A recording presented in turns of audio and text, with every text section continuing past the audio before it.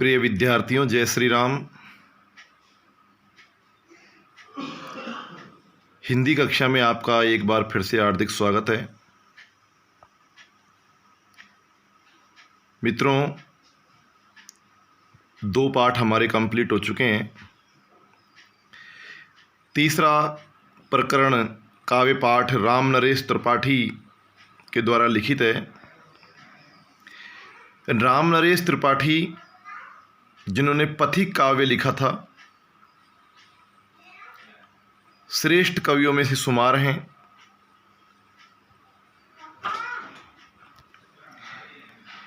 इनका जन्म उत्तर प्रदेश में हुआ था और मृत्यु प्रयाग में हुई थी। जीवन परिचय मैंने पोस्ट कर दिया है। मित्रों, इनकी माता का नाम कई जगह ढूंढा जो प्राप्त नहीं हो सका।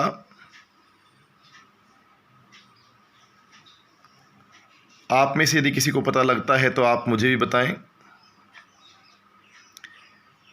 यहाँ इनकी पथि के शीर्षक काव्य खंड के पहले सर्ग से ली गई कविता है, जिसे हम पढ़ेंगे। इस काव्य में पथिक जो सागर के किनारे खड़ा हुआ है, प्रकृति के सौंदर्य पर मुग्ध हो गया है और वह वहीं पर बसना चाहता है।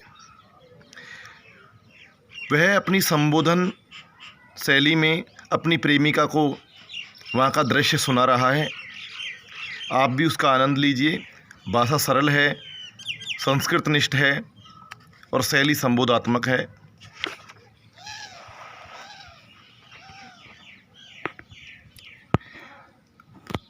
प्रतिक्षण नूतन वेश बनाकर,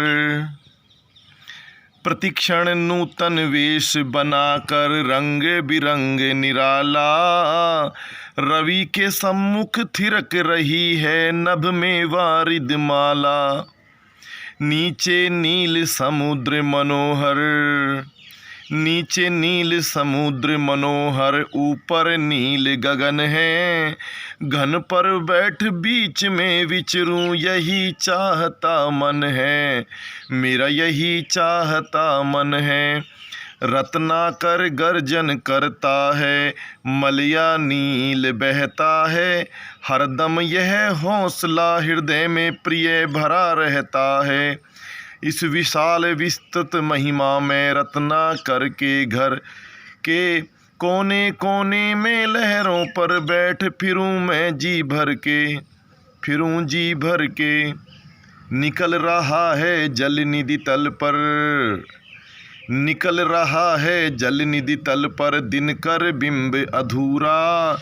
कमला के कंचन मंदिर का मानो कांत कंगूरा, लाने को निज पुण्य भूमि पर, लाने को निज पुण्य भूमि पर लक्ष्मी की यशवारी। रत्नाकर ने निर्मित कर दी स्वर्ण सड़क अति प्यारी, स्वर्ण सड़क अति प्यारी। तो प्रिय विद्यार्थियों, आप सुनिए इसका व्याख्या रूप। प्रतिक्षण यानी हर पल, हर समय।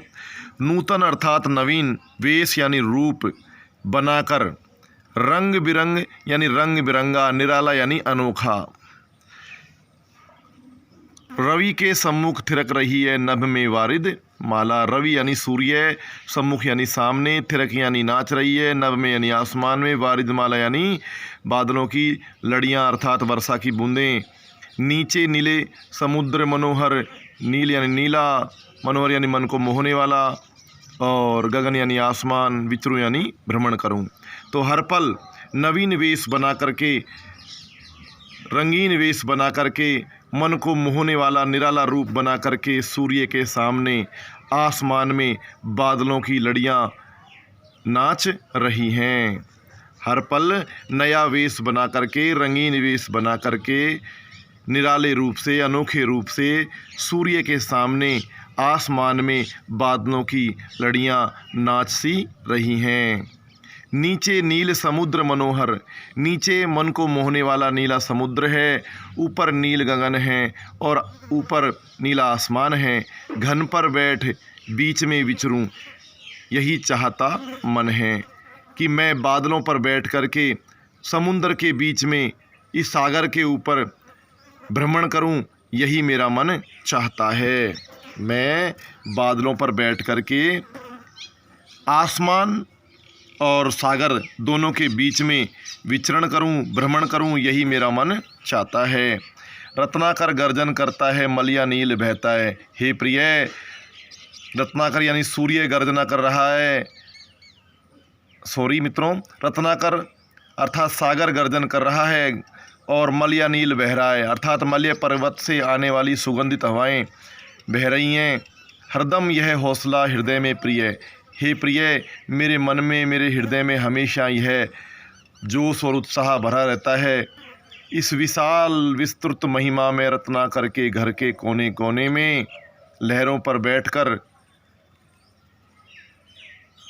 फिरूं जी भर के, कि मैं इस बड़े दूर तक फैले हुए महिमा से मंडित सागर के घर के कोने कोने में, यानी प्रत्येक क्षेत्र में लहरों पर सवार होकर के मन भर कर के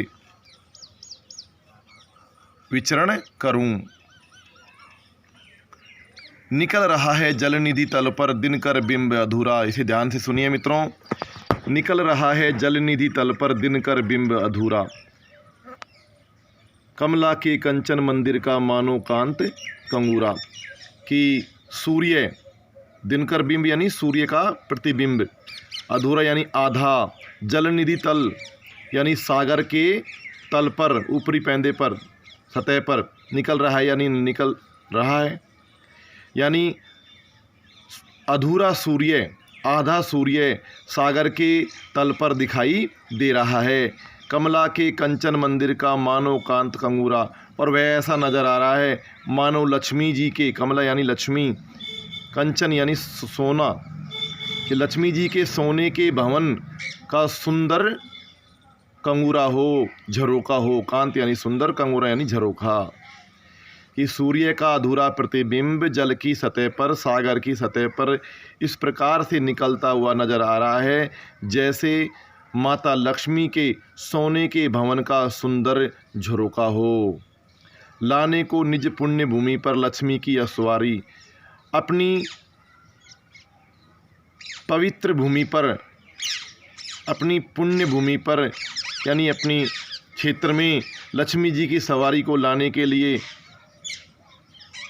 रत्नाकर ने यानी समुद्र ने निर्मित कर दी स्वर्ण सड़क, अति प्यारी, मानो सोने की सड़क बना दी हो।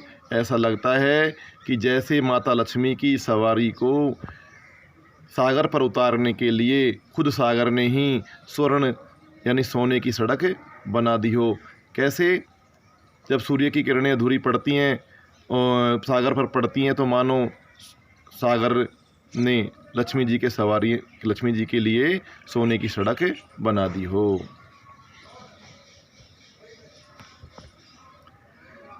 अगला है, निर्भय दृढ़ गंभीर भाव से गरज रहा सागर है, लहरों पर लहरों का आना सुंदर अति सुंदर है।